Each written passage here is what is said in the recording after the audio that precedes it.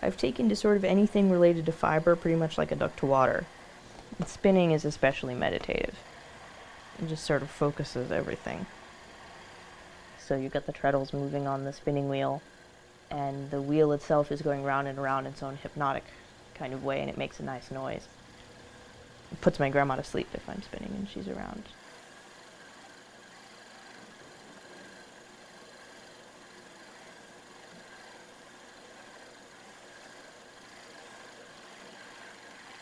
I'm gonna spin and make a grandpa sweater. I'll get some corduroys and some suspenders and never leave the house again without shaking a stick at kids on the lawn. You know. Pockets full of Werther's Originals. I have a million ideas at any given moment. I look at something and say, how can we make this better than it is? That sort of thing sort of runs in the family.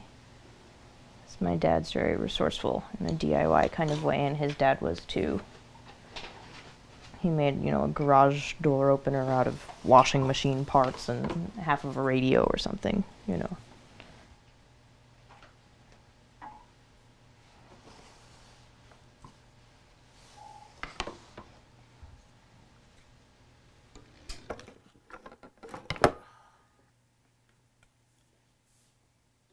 Part of the DIY ethic I grew up with was also an extreme work ethic, which I think is common in New England a lot. The super pull yourself up and go, and I don't ever like to feel that I'm being lazy.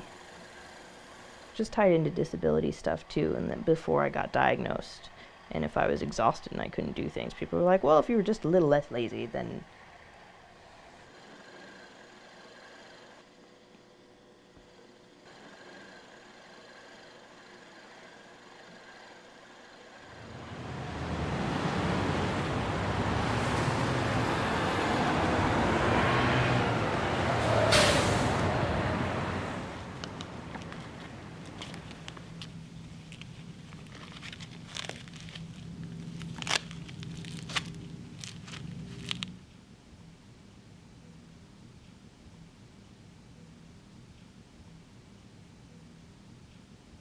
because of the connective tissue disorder, I didn't think I would dance again. But eventually I grew up and got diagnosed and sort of came out as disabled and met other disabled people and realized that there are a lot more opportunities than I knew that there were, and I started dancing again, and it's sort of been able to keep going in this really great serendipitous way. I received the Flynn's Vermont Artist Space Grant for the creation of new work that I've called 1-2, which looks at the relationships between diverse bodies and also at how we even understand what a body is versus what a relationship is. I knew I was going to be working with my crutches for a lot of the piece, and they're an interesting relationship to me because they are my body, but they're not my body. I can set them down over there and go away from them.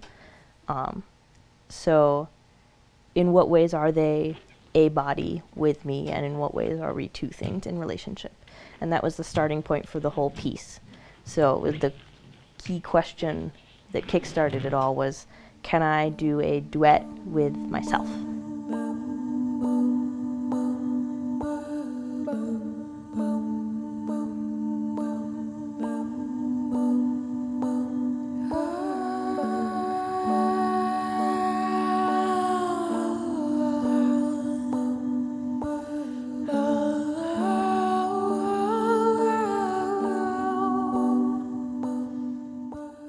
My feeling of the need for activism and advocacy definitely shapes pretty much all that I do. Maybe not knitting hugely a lot, but definitely in dance, because our bodies are so important to our identities.